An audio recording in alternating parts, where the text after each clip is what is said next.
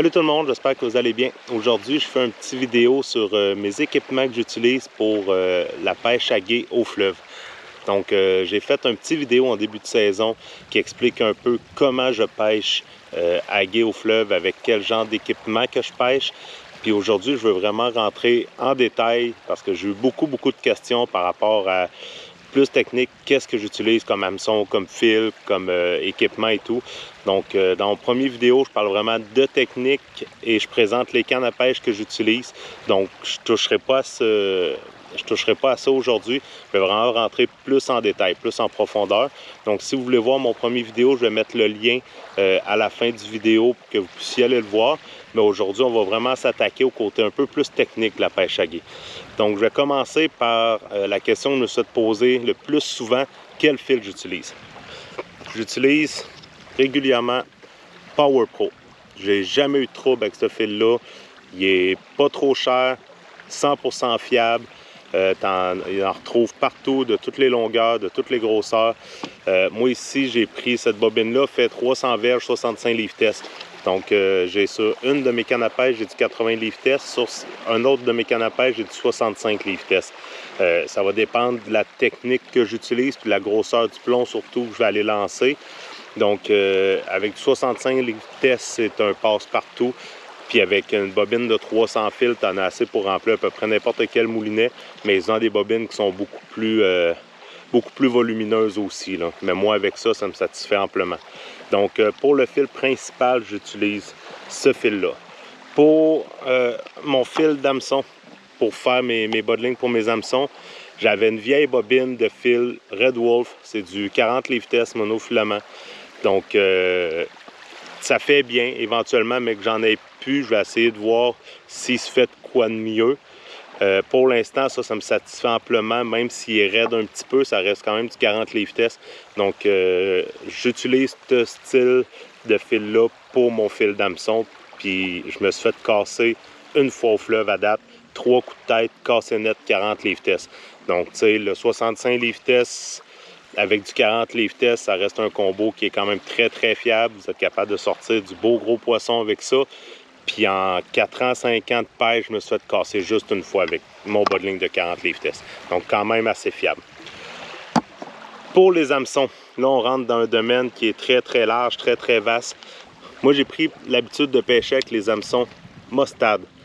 C'est des hameçons qui sont un petit peu croches. J'essaie de vous montrer à la caméra comme il faut. Si on peut voir, la tête de l'hameçon est croche un petit peu. C'est ce qui fait que le poisson va avoir tendance à se ferrer presque tout seul. Donc c'est vraiment génial. Il y a le petit ardillon au bout ici à la pointe, puis il y a 2 petits ardillons aussi ici sur le dos de l'hameçon. Donc quand on installe nos vers de terre, le ver de terre a moins tendance à sortir de l'hameçon justement à cause de ces 2 petites coches-là. Donc pour toutes les petites touches des fois qu'on peut avoir, là, des petites perches, des trucs comme ça, qui viennent tétiller le bout de l'hameçon, ben, avec ces petits ardillons-là, ils ont moins tendance à partir avec le verre au complet. Donc c'est vraiment très génial comme hameçon. J'utilise 2 grosseurs. Le 2.0 ici et le 3.0 ici. La raison, je commence toujours à pêcher avec mon 3.0, qui est un petit peu plus gros, parce que je me dis, s'il y a du gros poisson, s'il y a de l'esturgeon dans le coin, s'il y a de la belle grosse barbotte, je préfère avoir un gros hameçon. Si je vois que j'ai plusieurs touches, que je ne suis pas capable de ferrer, que je sens que le poisson est peut-être plus petit, qu'il y a de la misère à prendre l'hameçon en bouche, là, je vais réduire la grosseur de mon hameçon, puis j'y vais pour le 2.0. C'est un hameçon qui est très fiable, très résistant. Avant de crocher ça, là, je réussis à le faire avec une paire de pinces, là, mais avant qu'un poisson vienne crocher ce type d'hameçon-là, il va falloir qu'il soit fort en tabarouette, là. Donc, c'est des hameçons qui sont très fiables, très résistants. Puis, je m'arrange toujours pour avoir, autant que possible, 4 de chaque avec moi dans mon coffre de pêche quand que je vais au fleuve. Ça m'assure que si j'en perds, si je me fais couper, s'il y a quoi que ce soit, ben j'en ai 4 de chaque sorte. Je m'arrange pour en faire 2 avec des bas de ligne d'environ 12 pouces, 2 avec des bas de ligne d'environ 14 pouces pour le 3.0 et pour le 2.0. Pour le 12 pouces, je vais utiliser avec le montage à doré. Donc, que je vais être vraiment plus en diagonale avec la ligne d'hameçon qui va descendre comme ça. Tandis que mon 14 pouces, je vais l'utiliser plus avec le plomb galette, avec mon hameçon au bout. Puis le but d'avoir un petit peu plus long, c'est pour dégager l'hameçon du poids. Parce que le poids peut sentir, il peut être là visuellement. Donc j'essaie de dégager un peu l'hameçon du poids pour me donner un peu plus de chance de faire des captures. Pour les plombs, pour mon montage avec technique à dorer, je viens utiliser les plombs pyramidales dans ce style-ci. Ici, j'ai du 4 onces, j'ai du 6 onces. Donc, si on peut voir le plomb avec le 4 onces ici, comme il faut. Ce qui est le fun avec ces plombs-là, c'est quand tu lances, souvent, si c'est de la vase, le plomb va venir rentrer comme il faut dans la vase. Ça te permet de garder une bonne tension quand même sur ta ligne sans que le plomb cherche à glisser au fond. Donc, c'est un gros avantage contrairement au plomb galette ou au plomb cloche, un peu là, les plombs ronds. Donc, c'est un gros avantage parce que ce plomb-là vient vraiment piquer dans la vase. Donc, j'utilise, j'ai du 3 onces, du 4 onces, du 6 onces dans mon coffre de pêche. Si je tire à un emplacement du fleuve où que l'eau est très tranquille, à l'intérieur d'une baie, quelque chose comme ça, je vais avoir tendance à y aller pour du 3 onces, 4 onces. Mais si je tire dans le courant, je vais y aller vraiment pour du 6 onces, du gros plomb pour être sûr de ne pas me faire bouger puis de me prendre d'un roche, je peux être obligé de casser mon montage ou de couper tout simplement. Donc, 3 onces, 4 onces intérieur des baies, 6 onces quand il y a du courant. Puis avec ces plombs-là, là, pour la technique avec le montage à dorer, c'est vraiment un must. Pour la technique, la deuxième technique avec le plomb galette, encore là, c'est un plomb rond. Ici, j'ai du 4 onces. Donc ça, je vais utiliser du 4, du 6, puis j'ai du 8 onces aussi. Le 8 onces et le 6 onces vont vraiment me servir à lancer dans le courant. Le 4 onces va me servir à lancer dans l'intérieur des baies, où ce qui va avoir moins de courant, moins profond. Puis quand j'utilise cette technique-là, souvent je ne mets pas de frein après mon moulinet où j'installe mon deuxième frein. Donc tu peux sortir du fil très facilement. Donc je ne garde pas de tension sur ma ligne. Donc ça permet au poisson de pouvoir juste prendre le verre ou mon appât, de partir avec sans sentir de résistance. Puis là, avec mon moulinet, j'entends le cric. Donc, ça me dit que j'ai quelque chose au bout. Puis après ça, j'ai juste à faire un tour de planche puis laisser le poisson se ferrer tout seul. Parce qu'avec les hameçons, justement, mostades, qui sont croches un peu, tu ferres, oui, mais tu as moins besoin de ferrer. Ça ressemble un peu aux hameçons cercles là, que les pêcheurs utilisent pour aller au requin ou des trucs comme ça. Donc, c'est un peu le même principe. Ça a tendance à venir se chercher sur le coin de la babine puis de presque se ferrer tout seul. Donc, c'est un gros avantage. Donc, plomb pour pêche vraiment au fond quand que je vise l'esturgeon beaucoup, puis que j'espère pas pogner d'autres choses, je vais utiliser ça. Et mes plombs pyramidales ici pour vraiment pêcher plus en suspension. Là, je vais être capable de prendre la perche, de la barbotte, de l'esturgeon. On a déjà pris du doré, on a déjà pris du bord rayé avec cette technique-là aussi. Donc, c'est une technique qui est plus prolifique pour beaucoup d'espèces, mais c'est un petit peu moins bon pour l'esturgeon, bien que mes derniers esturgeons, je les ai pris avec cette technique-là quand même. Donc, à avoir dans son coffre de pêche, plomb pyramidal, plomb galette. Niveau quincaillerie maintenant, je vais utiliser des petits émerillons comme ceux-ci avec le bout qui tourne. Ça, je vais utiliser pour venir accrocher après mon plomb. Donc ça ici, ça va être la partie la plus faible de mon montage. C'est du 35 livres test que j'utilise. Donc je vais avoir mon fil principal de 65 livres test. Ça ici qui est à 35 livres test. Mon fil d'hameçon qui est à 40 livres test. Donc si je finis par me prendre avec mon plomb dans une roche, bien, la partie la plus faible, ça va être ça ici. Donc, je ne perdrai pas mon montage. À la limite, ce que je vais perdre, c'est mon plomb. Mais je ne serai pas obligé de couper mon montage, perdre 50-60 pieds de fil avec tout l'équipement, toute la régine que ça prend pour faire son montage. Donc, je vais vraiment venir juste perdre mon plomb parce que j'ai pris quelque chose de moins résistant pour accrocher mon plomb après. Donc, je prends ça ici, c'est Excalibur. Il y en a un peu de tous les styles. Ceux-là, je les aime beaucoup, sont noirs. Donc, je les aime beaucoup. Puis, 35 livres test que je prends. Après ça, on a des petits émerillons à billes, des rolling swivel, que ça, je vais venir accrocher au bout de ma ligne principale. Puis, je vais venir accrocher mon montage pour la pêche un peu plus en suspension que le montage à doré. Mes montages sont préfaits, donc je vais venir clipper mon petit montage après ça ici, qui va être sur ma ligne de 65 livres test. Ça, il y en a de tous les grosseurs, là. Vous pouvez en avoir à 80, 90, 120. Moi ici, ça, c'est du 220 livres test. Donc ça ne cassera jamais, peu importe la pêche que je vais faire. Donc j'ai du 120, j'ai du 220. Ici, c'est vraiment du 220 livres test, extrêmement résistant.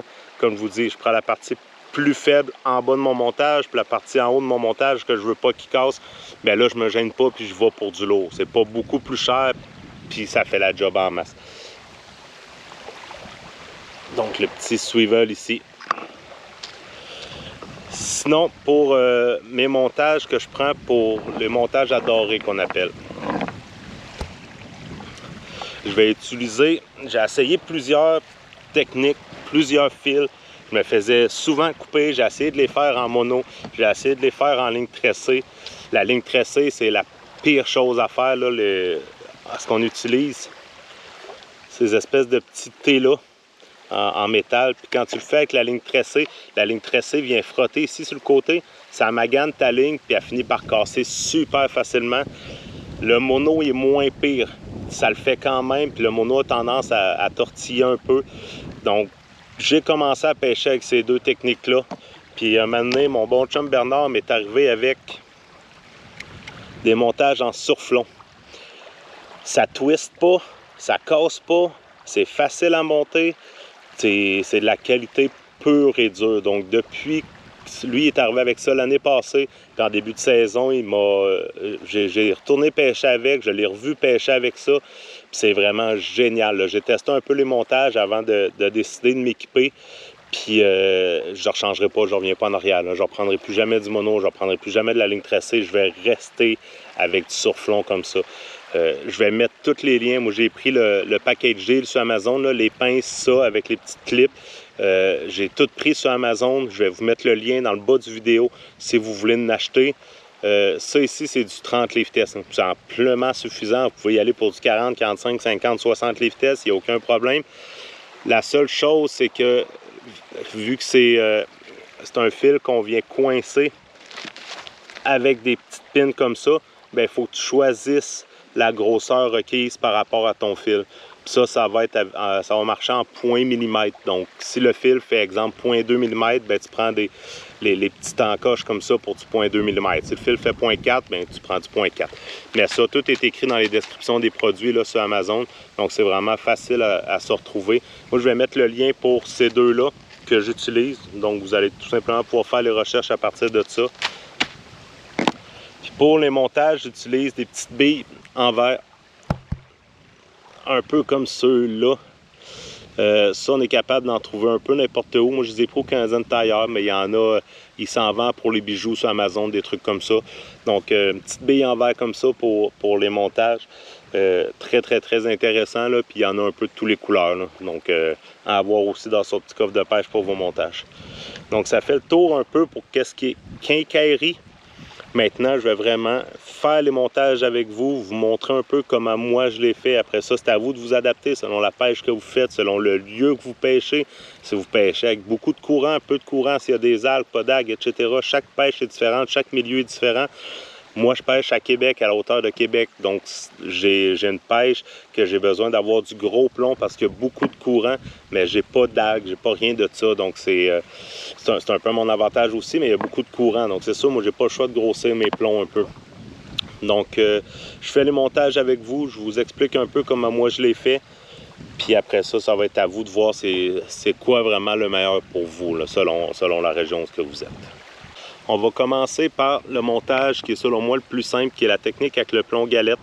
C'est la technique de pêche qu'on fait vraiment dans le fond pour essayer de viser beaucoup l'esturgeon, un petit peu la barbotte, mais on vise beaucoup l'esturgeon avec ça. Donc, comme je vous expliquais tantôt, ma ligne principale que j'utilise, moi, c'est du 65 livres test. Donc, je prends ma ligne principale. Je vais le faire avec le plomb 4 onces pour vous montrer. Je viens juste mettre mon plomb. Suite à ça, je vais venir mettre une petite bille pour protéger mon nœud. Donc ça donne ça ici sur la ligne. Donc le plomb de 4 onces, la petite bille. Je viens mettre mon petit émerillon 35 livres test comme que je vous parlais parce que je veux que ça soit la partie la plus faible de mon montage. Puis comme nœud, ça j'en vois souvent qui parlent de nœud, j'utilise le nœud Uniknot sur à peu près tous mes montages, partout. C'est le nœud le plus solide, c'est pas vrai, le nœud le plus solide c'est le double Uniknot. Donc le Uniknot, c'est le même principe que le double Uniknot, c'est juste que le double Uniknot, tu doubles ta ligne principale. Mais le Uniknot, c'est selon moi le nœud le plus solide. Il est extrêmement rapide à faire, extrêmement efficace. Puis ça casse pas. Là. Je me suis rarement fait ouvrir des nœuds avec ça. Là. Donc je vous le fais vite fait. Je fais 8 à 10 tours.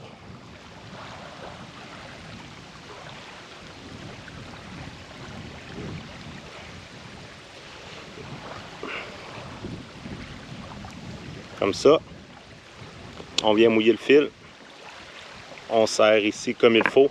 C'est important, quand vous faites le nœud Uniknot, de vraiment le serrer très bien. Puis quand vous allez venir couper votre fil ici, laissez-y une petite distance, juste au cas où qu'il y ait tendance à vouloir se resserrer un petit peu, clipper une petite affaire, laissez-y une petite distance. Puis si vous le faites avec du mono, exemple, vous faites vos nœuds d'hameçon avec du mono, ben, venez brûler le bout. Ça va vraiment vous garantir que le nœud ne glissera pas.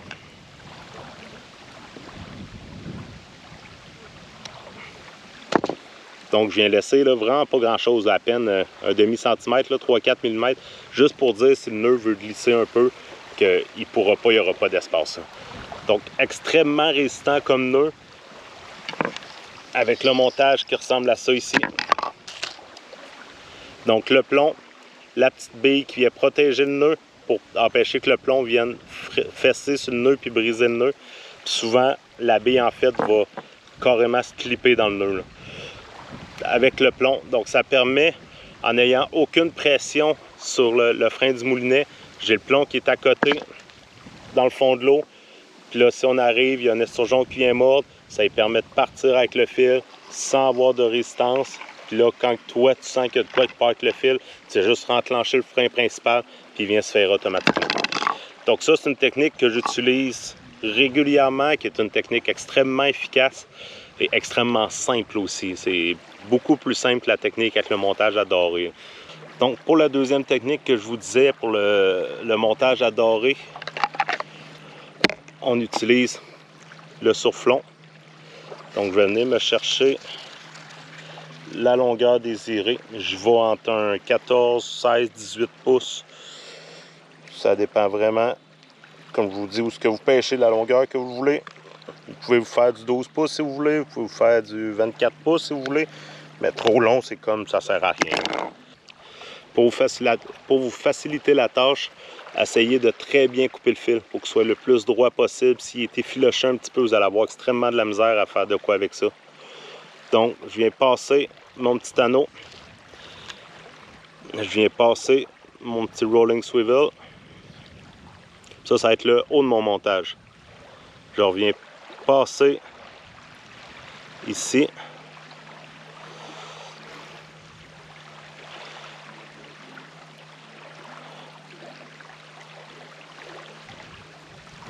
Je m'arrange pour avoir une belle petite boucle quand même. J'ai mon fil qui dépasse un petit peu. Là, la seule chose qui me reste à faire après, c'est avec la paire de pinces, c'est de venir serrer ça ici. Donc moi je le serre des deux côtés autant que possible pour qu'il soit vraiment bien serré. Puis je viens le resserrer un petit coup sur le sens de la longueur comme ça. Donc ma première attache est faite. Ça ici, ça ne sortira jamais de là. C'est résistant au bout. Suite à ça, on vient passer une première bille. On passe dedans, puis on vient repasser.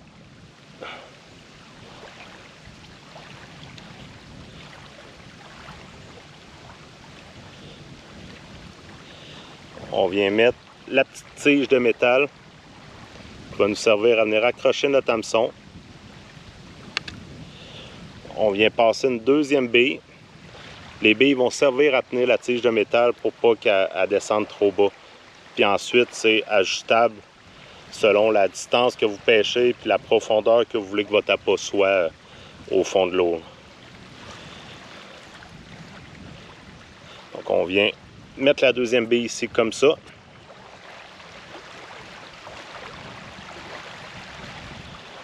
Avec le petit swivel.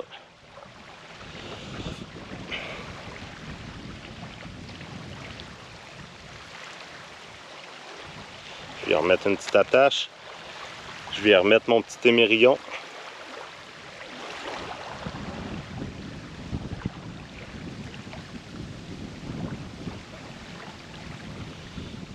Puis encore une fois, je viens serrer d'un côté. Serrer de l'autre côté.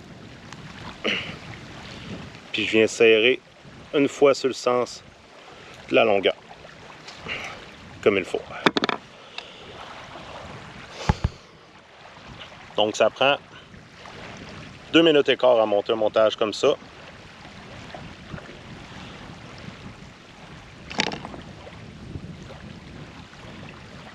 Avec mon petit plomb 4 onces. Donc le montage, le plomb est dans le fond. Vu qu'on est à une certaine distance souvent du bord, la ligne va toujours être un peu cantée comme ça. Avec notre fil d'hameçon qui va venir ici s'accrocher après la languette de métal. Donc plus qu'on est loin, plus qu'on est haut, plus qu'on est loin, je conseille de monter les petites billes ici le plus proche possible de son montage pour que quand vous allez pêcher, que le fil d'hameçon descende puis qu'il vienne pas se déposer au fond, mais qu'il vienne vraiment flotter à peut-être 4, 5, 6 pouces au fond de l'eau. Puis là, il va se ballotter avec le courant. Puis là, ça dégage beaucoup d'odeur. Le niveau visuel est là aussi. Donc, c'est un petit montage qui est extrêmement facile à faire et qui est ultra résistant. Donc ça, c'est vraiment, on l'appelle la technique avec le montage à doré à cause de la petite pine ici. Donc, c'est une technique qui m'a permis de prendre beaucoup de types de poissons, là. Donc, que ce soit du doré, que ce soit de l'esturgeon, que ce soit de la barbotte, que ce soit de la perche chaude. C'est une technique qui prend énormément de types de poissons, qui est très efficace. Puis avec un montage comme ça, là, puis ce qui est le fun avec ce montage-là, c'est que ça ne twiste pas. Quand vous sortez une barbotte là, qui a tendance à twister de tous les sens, ben ça ne vient pas se mêler. Puis moi, mes montages, je les mets individuellement dans des sacs de plastique. Donc comme ça, tu n'as pas 3-4 montages à démêler en même temps. Puis dans le sac de plastique, le montage ne se mêle pas. Contrairement à si vous le faites avec du fil tressé, le montage va toujours être mêlé dans votre sac de plastique. Puis là, ça te prend 2-3 minutes de démêler ça avant d'être capable de lancer. Tandis que moi, j'arrive, je sors ça, je clippe ça ici sur ma ligne principale au bout de ma canne. Je viens mettre ça, je glisse mon hameçon, ça prend 1 minute, ma ligne est lancée à l'eau puis je suis prêt à pêcher. Donc pour moi, ça fait le tour un peu pour ce qui est plus côté technique de la pêche à gué avec les équipements. Je vais vous mettre le lien partout dans le descriptif du vidéo de où est-ce que j'ai pris mon équipement. Puis pour vous donner une idée, là, pour le montage ici, que ce soit le fil en surflon avec les attaches puis les pinces, c'est environ 70 $. Donc, c'est pas donné, sauf qu'avec une ligne comme ici, il y a 100 pieds. J'utilise à peu près un pied pour faire un montage, 1,5 pied. Donc, de 70, 75, 80 montages. Si je perds 3-4, je prends 3-4 montages par année. Donc, j'en ai pour 10 ans là, avec une roulette de même, là.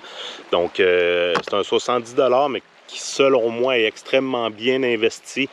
Parce que quand tu es maniaque de pêche, tu es maniaque de pêche, puis tu veux avoir de la qualité, puis tu veux pas perdre tes poissons parce que tu n'as pas un bon montage, tu n'as pas un bon setup. Donc, n'hésitez pas à venir me voir, n'hésitez pas à venir me poser des questions. Je suis toujours disponible, que ce soit via Messenger ou même sur YouTube, mais via Messenger, je peux envoyer des photos, donner plus d'explications, des trucs comme ça. Donc, c'est plus simple pour moi vous aider. Donc, gênez-vous vraiment pas, là. Si vous avez des questions, vous avez des commentaires à faire, venez me voir, venez communiquer avec moi. Ça me fait plaisir de vous répondre et de vous aider. Il y en a déjà beaucoup qui le font, mais je tiens à le préciser encore, là. Je suis là, je suis disponible, je fais ça pour le plaisir. Donc, ça me fait plaisir de vous aider puis de vous donner un coup de main parce que moi aussi, j'en ai eu des coups de main quand j'ai commencé à pêcher. Donc, n'hésitez pas à venir me voir. Si vous n'êtes pas abonné à ma chaîne, n'hésitez pas à vous abonner. C'est un petit 2 secondes qui m'aide énormément. Donc, n'hésitez pas à vous abonner, venez me poser des questions. Puis sur ça, je vous souhaite une très belle fin d'été, une très bonne pêche. Puis je vous souhaite du beau gros poisson pour beaucoup de plaisir.